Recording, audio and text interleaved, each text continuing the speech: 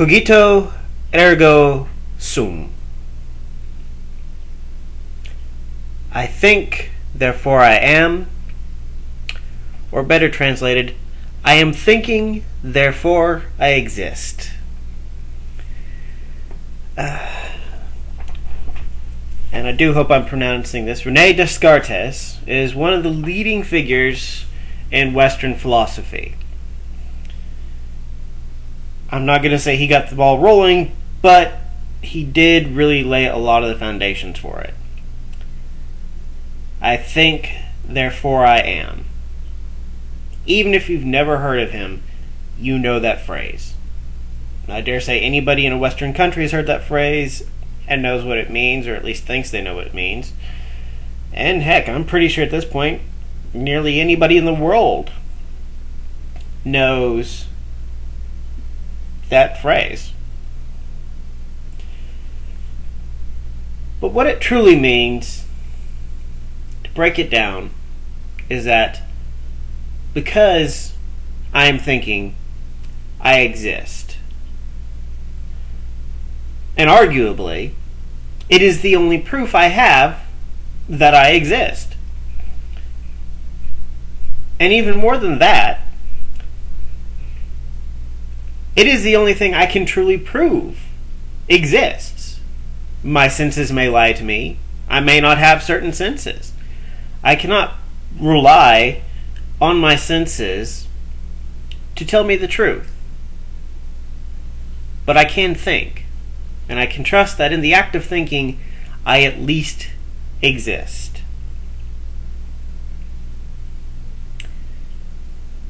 Now, considering I'm probably titling the video about Otherkin in some way or another, you may be asking, what the hell does that have to do with anything? One of the fundamental tenets of Western philosophy, and this has been explored by countless philosophers, is that we center our existence around our thoughts and our perceptions. That we live essentially inside our brains. And our brains control our bodies like giant mechanical puppets. And we're just a brain riding around in a robot / car that, we use to interact both with the world and with other human beings and so forth. And to provide sustenance and house for our brain. There was a philosopher, and I cannot remember his name, who did a thought experiment where, in order to deal with some catastrophic event, a person had their brain removed from their body and hooked up to a remote control so that they could remote control a robot. And in this robot was an exact copy of their mind. And a switch could be flipped in case of an accident to protect the organic brain from injury while dealing with this catastrophe.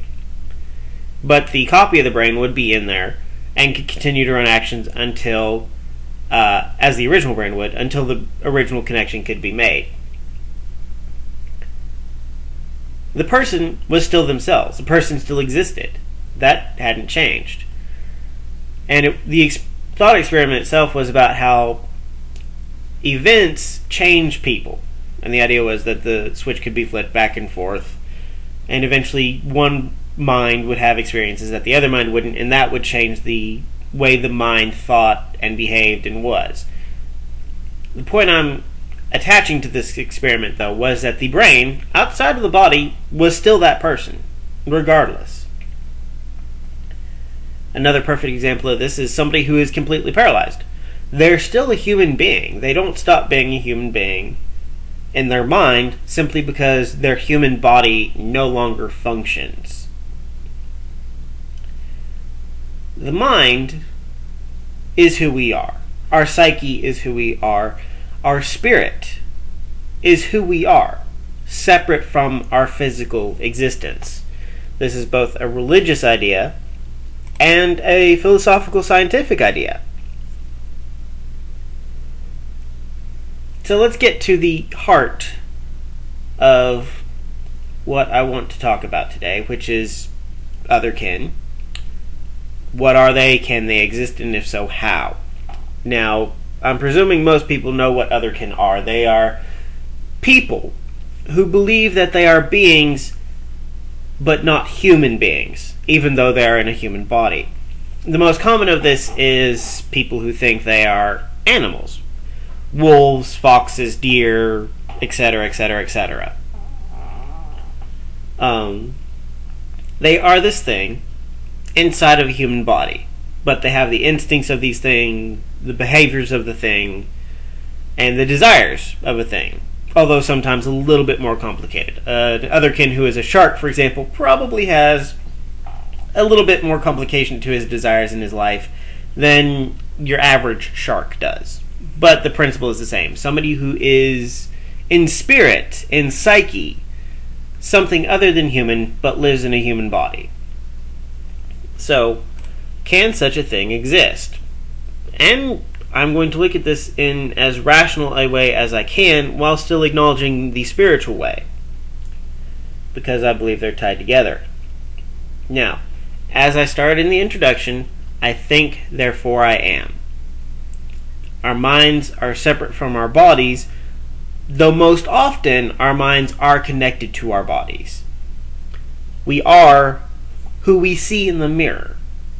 We are the form we take, that we see, that we experience, for the most part, as human beings.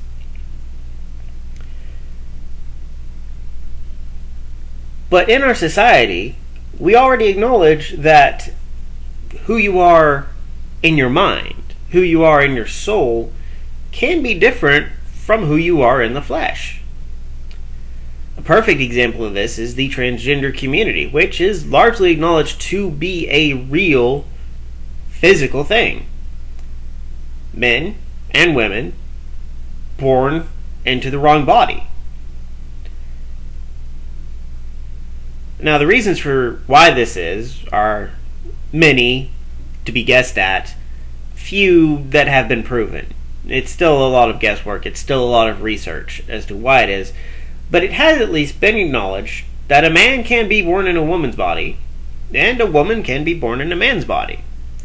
So we acknowledge that the idea of a being existing as a separate identity from their fleshly form is plausible. If we acknowledge that, then it's no great leap to assume that an otherkin could exist, in theory. Now, there's no scientific way that I know of at this point to prove it, but the theory is sound. Let's get into the application of how the theory could come to exist. One is the genetic idea, same as with transgender and homosexuality. Something in my genetics makes me this, even though I should be that. Now, I'm playing this a little bit fast and loose on some of the research, mostly because this is an off-the-cuff podcast. But if I remember correctly, we do share a lot of our genetic code, our DNA, with pretty much everything else on the planet. Fish, lizards, birds, mammals, we all have, up to about, if not more, 90% of the same genetic code. The reason for this is simple. We all run on essentially the same genetic engines, the same genetic processes. We all run on the same food, basically. We all run on the same fuel. We all have the same engine. Now, the chassis might be a bit different. It might be bigger. It might be a bit more complex. But the theory is, put fuel into system, fuel comes out of system, and it's a fairly universal system, at least on this planet. Now, we all know the concept of dominant and recessive genes. And we all know that the brain is made up of genetic material. So what if, hypothetically, in certain individuals, genes that were dominant in the thought processes of other animals, but had largely been left behind in humans, activated? Now, we can say that these are recessive genes, but enough recessive genes in the same thing does make that the dominant aspect that appears. If humans, as I understand genetics, do share that many genes with other animals, then it is entirely possible that some recessive genes that defined the mental existence of certain species could become dominant, or at least activated. I want to try and use the right words here. So I guess activated is probably closer than dominant, because we have dominant recessive. So the recessive genes become active in a person. So on a genetic theory level, that could be an explanation. Now, whether it is the explanation or not, that's going to take a scientist far, far better than I am to engage in such an experiment and try and figure it out. As I last heard, we still haven't even finished mapping out the genome, so we haven't even begun to understand how everything interacts. We've barely begun to get close to what everything is. The second idea is that it is a societal issue, and this is the most commonly put forth idea that I've seen in those who are skeptical of the Otherkin community, or the Otherkin idea. Oh, these are just middle-class rich kids who have no real idea or traumas in their life, and so blah blah blah. They make up something to make themselves feel special because they feel they are nothing. At least that's how I understand most arguments. I'm still doing some research on the counter arguments to Otherkin existence. But let's say, for an instance, that argument is correct. These kids are making it up, or these people are making it up, because they have no sense of identity and they want to feel special and they want to be a special snowflake. Well, that's entirely possible too. Throughout history, individuals have always had a way of defining who we are by what we do. People would go into a profession when they were young, and they would stay in that profession until they retired, they died, or they grew too old to exist in it. Society defined itself by position as well. You know, were you a lord? Were you a lady? Were you a middle class person? Were you a lower class person? You know, what did you offer to society? Were you a tailor, a butcher, a politician, a king? You know, we had lifelong careers, and these careers defined who we were and what our purpose in society was, what our existence meant. One of the biggest questions in human history is, why am I here? Why are we here? And to an extent, lifelong professions and social standings provided us those answers. Well, I am a lord, therefore I must act as a lord, live as a lord, and do the duties of a lord. I'm a tailor. I must act as a tailor. I must make clothes as a tailor to provide to society the clothing it needs. And so I make my living and provide myself with an identity. And people were valued by who and what they were in society, what they did in society. We don't have that anymore. We have completely lost it. It arguably was lost about the baby boomer generation, although most of them did stay in careers for most of their life. Once you get past that, though, to our current generation, where you see the most Otherkin in existence, we don't have that. We change jobs every 3 to 5 years. And what jobs we do are so pedantic and replaceable that they really don't give us an identity. Oh, well, I'm a sweater folder at Dillard's. Yes, I can see that your existence truly is worthwhile to society. That doesn't work. I mean, okay, so you fold sweaters for an existence. One, you're not really providing much to society. No offense to the people who work at Dillard's folding sweaters, because, dear gods, I've worked jobs like that, and it sucks. And it is important in the sense that it provides a clean store, but on the whole, it can be done by anyone, and you're not really providing much of anything to society on your own merit. So people become lost. They have no idea what they are. They have no idea who they are. So this causes them to turn inside. And if I'm not defined by my position in society, which in America and largely through the world we no longer have social classes, and I'm not defined by whatever profession I have, then there has to be something inside of me that defines who I am and what I am in this world. In doing so, people turn inwards. And maybe this runs into genetic stuff. Maybe it just runs into stuff that you've come into through personal trauma, imagination, or just hope.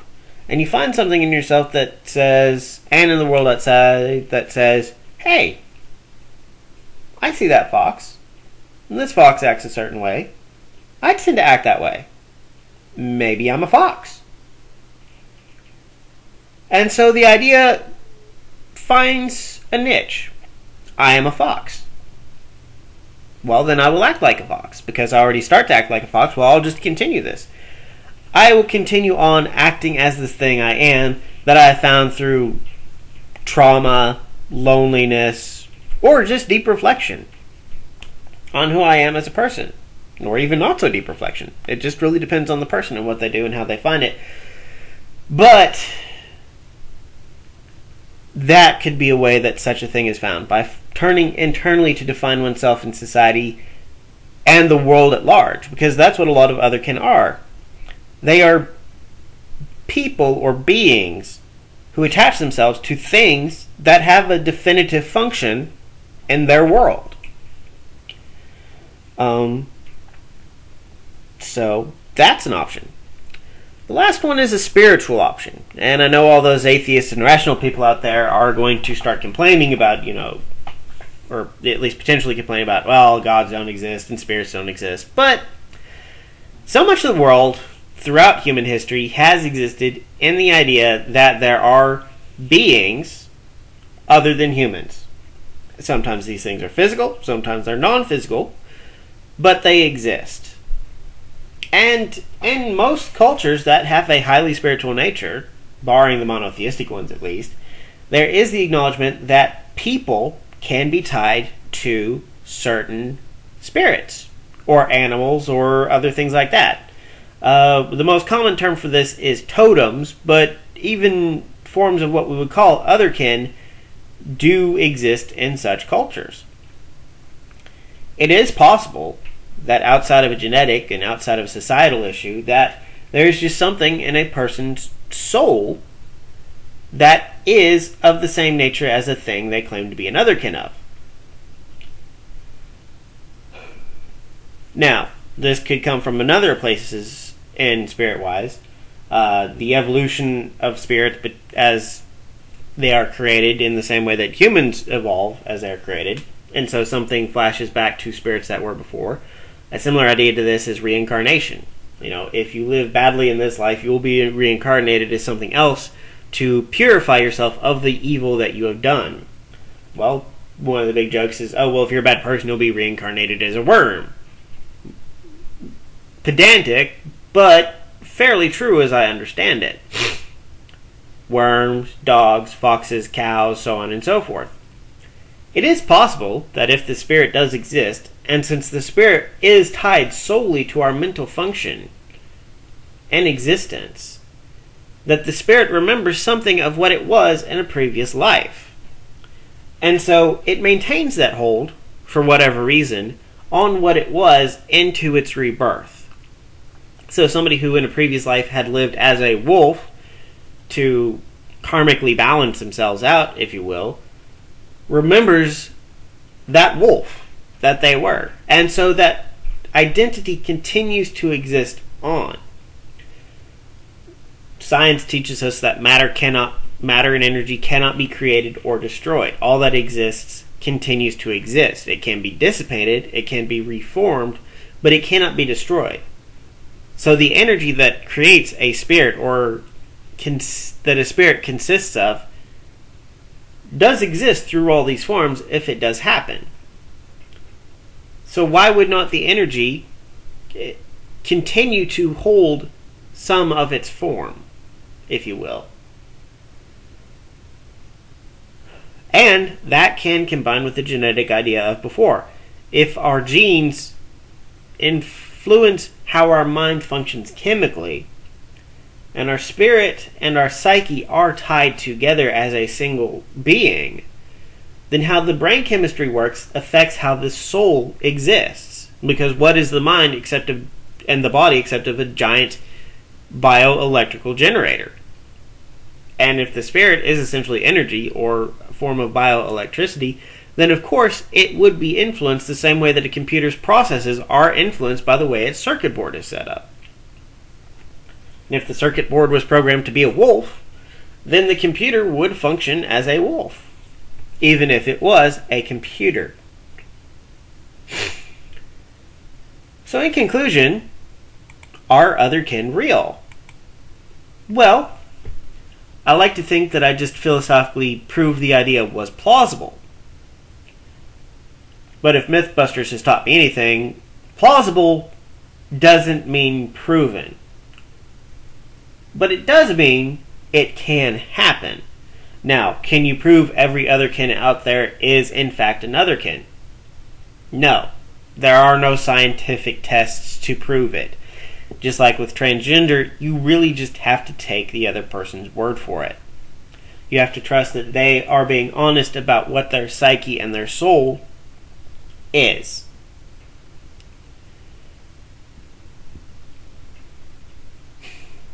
But if we take it that they are being honest, if we choose to believe that humans, for all their ills, do try to be honest, even occasionally in the instances of self-delusion they try to be honest, then in a sense we can say that the possibility exists.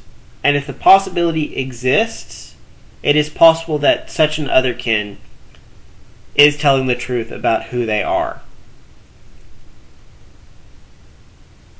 Now, does that mean an otherkin is going to fit into society? No.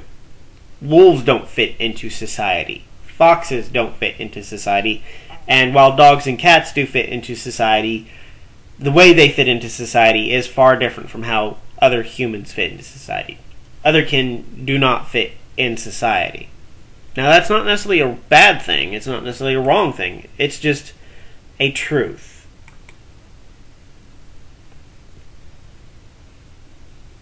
But I do believe otherkin exist. For spiritual reasons, for societal reasons, maybe even for genetic reasons, you know.